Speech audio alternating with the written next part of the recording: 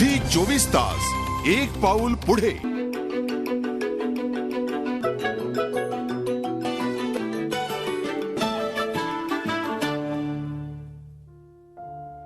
सांगली जिल्ह्यात डावणी रोगानं धुमाकूळ घातलाय। 15,000 हेक्टरवरील क्षेत्रावर याचा परिणाम झालाय।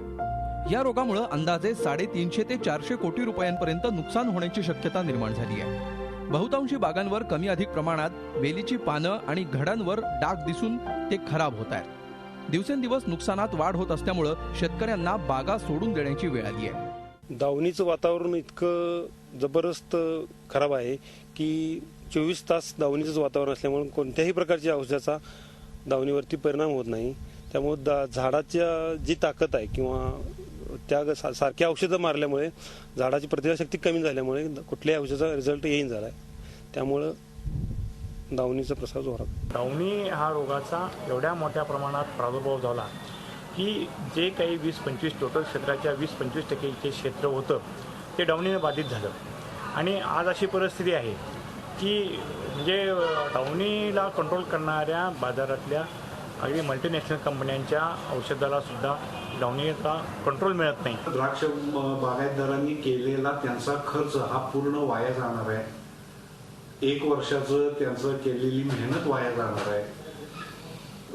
बँकेचे हप्ते व्याज कसे फेडायचे हा मोठा प्रश्न त्यांच्या पुढे राहणार आहे। प्रादुर्भावग्रस्त बागांसाठी शेतकऱ्यांनी वेळीच उपाययोजना केल्या तर शेतकऱ्यांना डावणी रोगावर नियंत्रण मिळवणं शक्य होईल।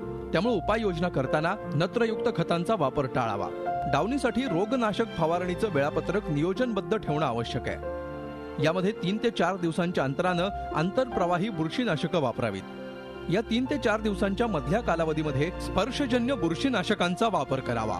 तसंच स्टायाबेलिरिन ग्रुपमधील बुरशीनाशकांचा वापर संपूर्णतः टाळणं अधिक योग्य ठरणार आहे। तसंच काही ठराविक बुरशीनाशकांचा वापर केला तर या रोगावर वेळीच नियंत्रण करता येईल। पावसाची शक्यता जर असेल तर ट्रायकोडर्मा आणि सुडोमोनास या 2 जैविक बुरशीनाशकांचा वापर सातत्यानं करणं गरजेचं आहे। भर पावसामध्ये सुद्धा आपण ही 2 बुरशीनाशकं सहजतेनं वापरू शकतो, कारण पावसामध्ये सुद्धा या बुरशी सतत वाढत राहतात आणि डावणीच्या बुरशीवरच काम करणाऱ्या या बुरशी असल्यामुळं याचा कितीही मोठा प्रसार झाला तरी तो डावणीला प्रतिबंधात्मकच राहू शकणार आहे। मध्य आणि पश्चिम महाराष्ट्रात सध्या थंडीची लाट आल्यामुळे द्राक्षावर नवं संकट आलंय। दावणीबरोबरच या संकटावर वेळीच मात केली तर द्राक्षाला तडे जाण्याचा प्रकार वेळीच रोखणं शेतकऱ्यांना शक्य होणार आहे। त्यासाठी शेतकऱ्यांनी द्राक्षाला वेळीच पाणी देऊन उपाययोजना करणं आवश्यक आहे। झी 24 ताससाठी रवींद्र कांबळे, सांगली। झी 24 तास एक पाऊल पुढे।